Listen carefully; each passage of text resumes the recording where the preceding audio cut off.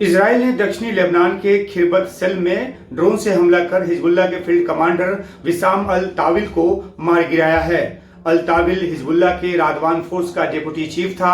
Hezbollah ने ताविल के मारे जाने की पुष्टि भी कर दी है। 3 महीने से ज्यादा की लड़ाई में ये पहली बार है कि हिजबुल्लाह का कोई कमांडर मारा गया है। हाल ही में दक्षिणी बेरूत में इजराइल की तरफ से किए गए ड्रोन हमले में हमास का एक डिप्टी चीफ जो है वो मारा गया था। उधर इजराइल कह चुका है कि उत्तरी गाजा में उसने हमास के मिलिट्री इंफ्रास्ट्रक्चर को पूरी तरह से तबाह कर दिया है। वो अब वहां कम तीव्रता वाला युद्ध जो है उसके चरण में पहुंच गया है। इसके बाद अब इजराइल की सेना ने मध्य और दक्षिणी गाजा में अपने हमले तेज कर दिए हैं।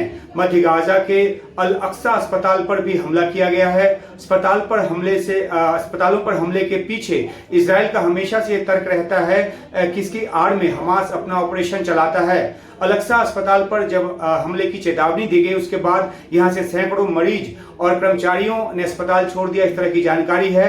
WHO और UN के हवाले से रिपोर्ट किया गया है कि ये कर्मचारी और मरीज कहां गए उनका पता ठिकाना नहीं है।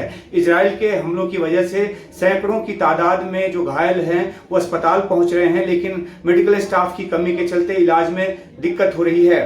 इजराइल की सेना के मुताबिक खान यूनिस में उसके हमले में 40 आतंकवादी मारे गए हैं। यहाँ हमास के सुरंगों को निशाना बनाया जा रहा है, उसके शॉफ्ट को जो है वो तोड़ा जा रहा है, खत्म किया जा रहा है। हथियारों की बड़ी बरामदगी की भी बात यहाँ पर की गई है।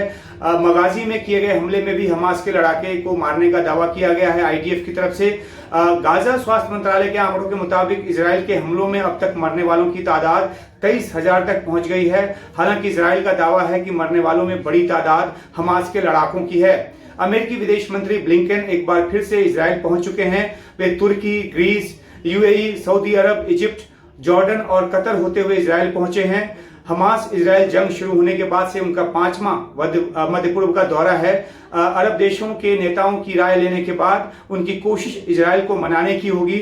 इजराइल पूर्ण युद्ध विराम को लेकर राजी नहीं है, और जबकि अरब देश चाहते हैं कि गाजा को जल्द से जल्द युद्ध विराम वहां पर लागू किया जाए और मानवीय त्रासदी से वहां के लोगों को मुक्ति मिले। जॉर्डन किंग अब्दुल्ला द्वितीय ब्लिंकन को युद्ध रोकने के लिए कह चुके हैं। अमेरिकी प्रभाव का इस्तेमाल करते हुए युद्ध रोकने की बात उन्होंने की।